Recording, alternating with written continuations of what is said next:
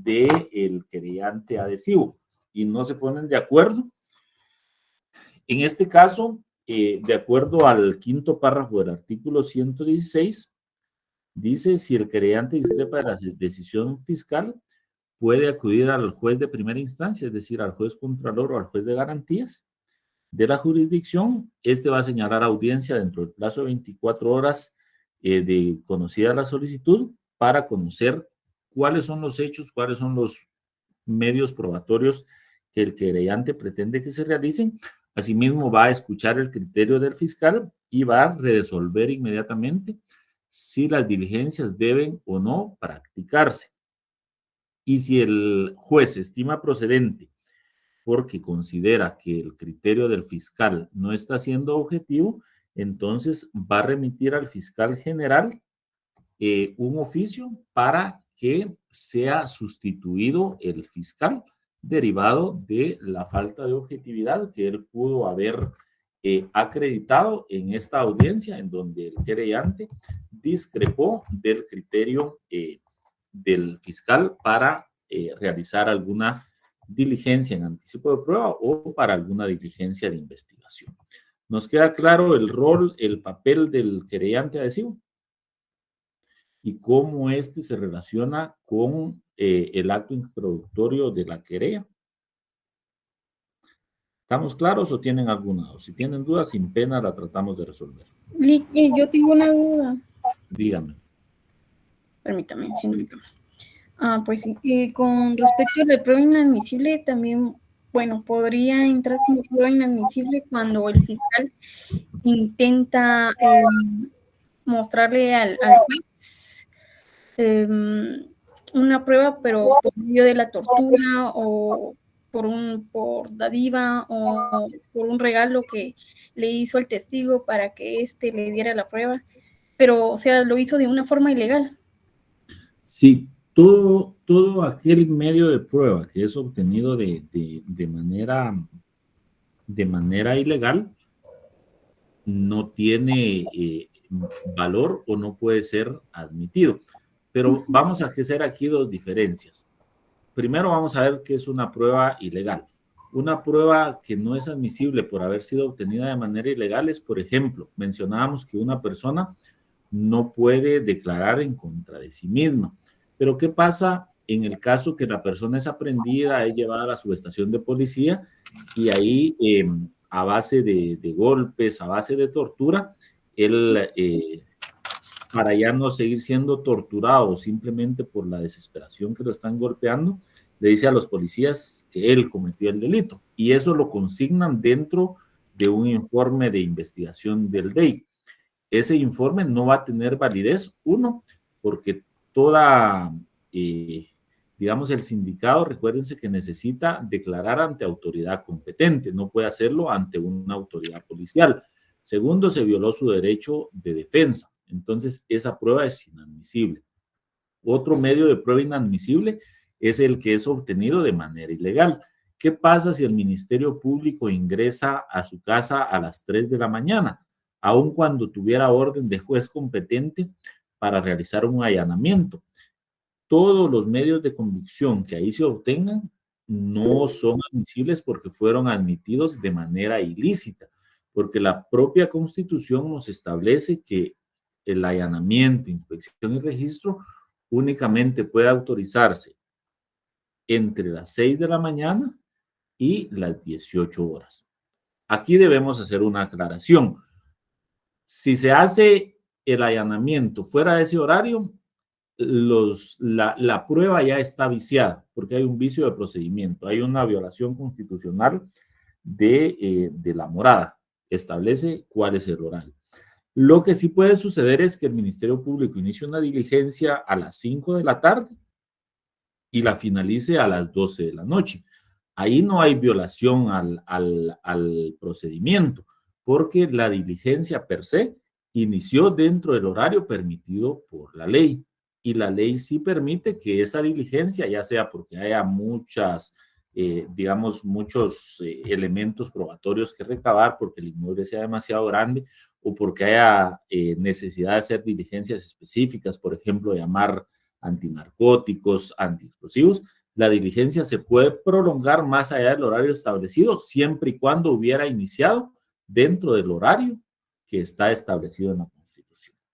Otra prueba ilegal: no se puede presentar una interceptación telefónica que no haya sido realizada por la Unidad de Métodos Especiales del Ministerio Público, en donde obre una autorización de juez competente para poder intervenir una línea telefónica. Si se pretende presentar una intervención telefónica, pero no existe orden de juez, la misma carece de valor probatorio porque fue obtenida de manera ilegal. Esos son los casos en donde la prueba se convierte en inadmisible.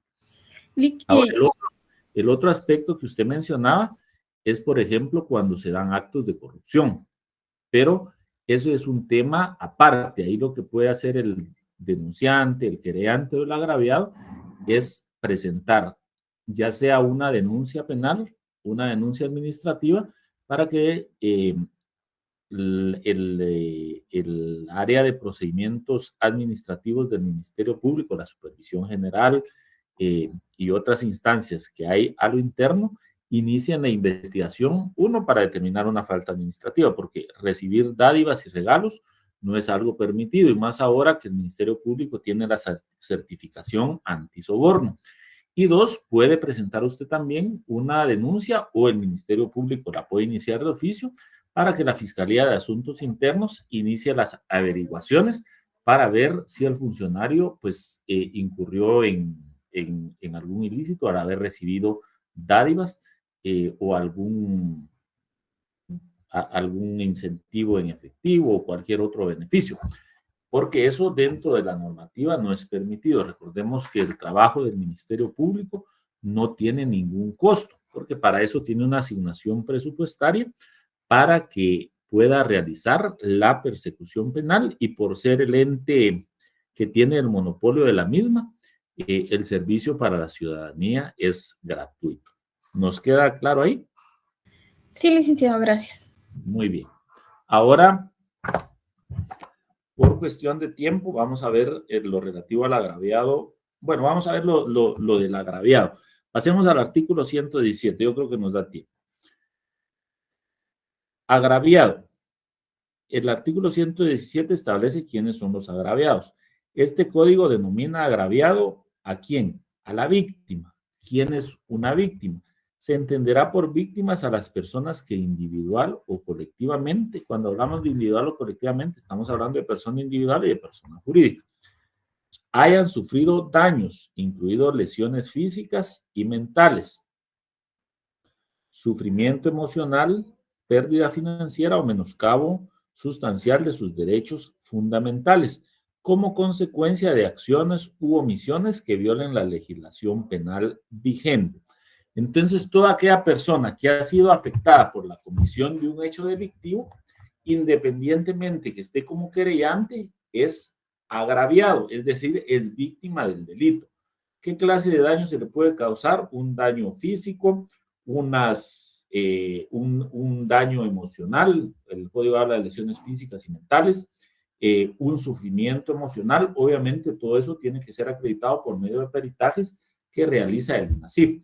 ¿Cómo se acredita una lesión física? Pues a través de un dictamen médico forense. ¿Cómo se acredita un daño a la salud mental?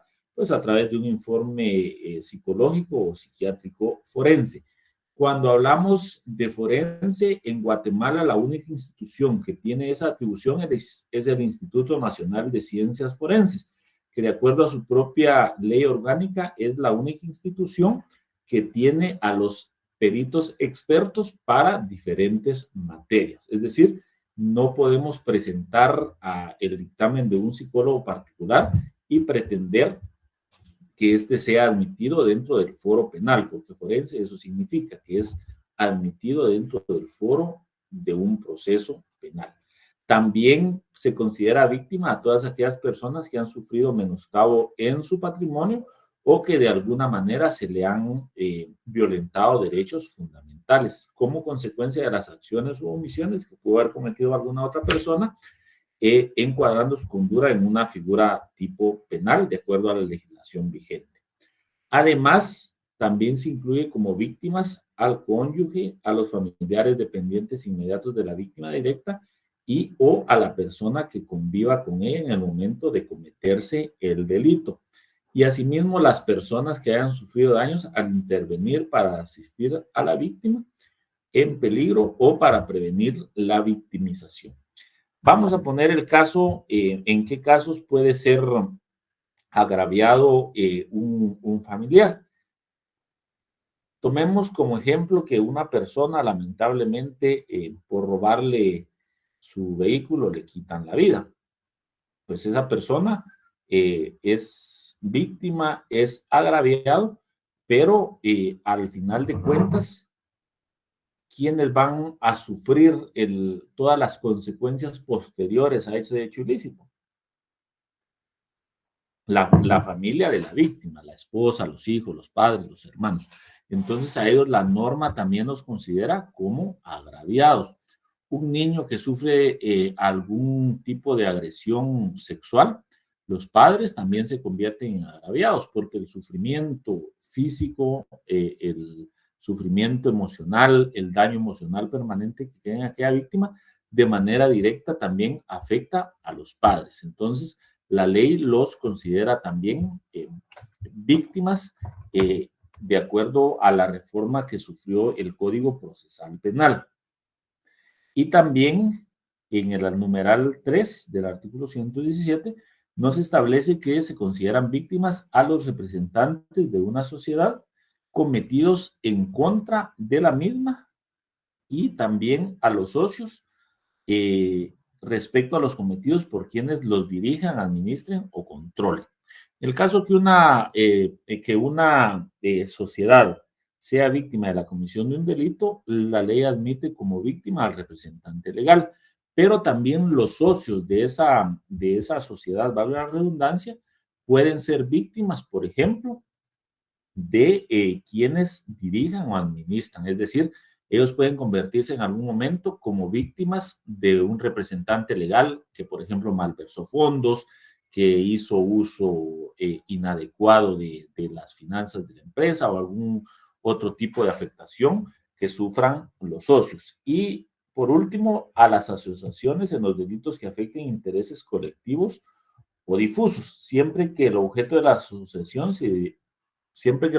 asociación tenga relación directa con la comisión del hecho delictivo. Entonces, a estos tres grupos, de manera general, la ley procesal, aun cuando no se encuentren como querellantes, la ley los cataloga como víctimas. Y el hecho de ser víctima dentro de un proceso penal conlleva diferentes derechos que tiene la víctima de ejercer dentro del proceso y el Ministerio Público y los órganos de justicia a informarles sobre esos derechos. Así que para la siguiente clase lean completo el artículo 117. Básicamente ya vimos a quienes considera víctimas, pero leamos cuáles son los derechos que tiene una víctima, aun cuando no se haya constituido en querellante adhesivo. Ahí hay de la literal A a la G, que son los derechos que tiene la víctima, aun cuando no se encuentre constituido como querellante adhesivo, y lo vamos a discutir el día martes que nos toca clase. No sé si nos queda alguna duda en relación al agraviado, si no, pues la pueden anotar y la resolvemos en clase presencial. El día martes, espero que asistan todos, vamos a tener un ejercicio práctico que les voy a afirmar que lo realizaron en clase y lo van a adherir a su carpeta en donde estamos llevando el control de los trabajos que van a tener una ponderación de eso. Así que los espero, si Dios quiere, para el día martes. Lleven hojas, lleven lapicero porque vamos a hacer 2 casos prácticos. Abner. Perdón, Elic, ¿en qué clase recibimos con ustedes? Que yo hasta esta semana me asigné con usted. ¿Qué días? No. ¿Qué clase? Salón 101. Salón 101. Sección 101. Para los que no se habían presentado, vamos a dar unos puntos de zona. lo que estamos haciendo es dejando tareas para que las lleven a su casa y las recibimos y las firmamos. Ustedes las van guardando en una carpeta y al finalizar, cuando sea el examen, ustedes presentan la carpeta. Ahí yo ya la califico, únicamente van a tener valor los que tengan mi rúbrica y de esa manera van a acumular puntos de sol. Así que me da mucho gusto saludarlos. Espero, primero Dios, verlos el día martes y les recomiendo que estudien un poquito más su código procesal penal, porque hay aspectos que les van a servir para los aspectos prácticos que nos esperan. Así que desde ya, que tengan buen fin de semana y que tengan éxito en todo lo que emprendan. Feliz noche. Gracias, Lic.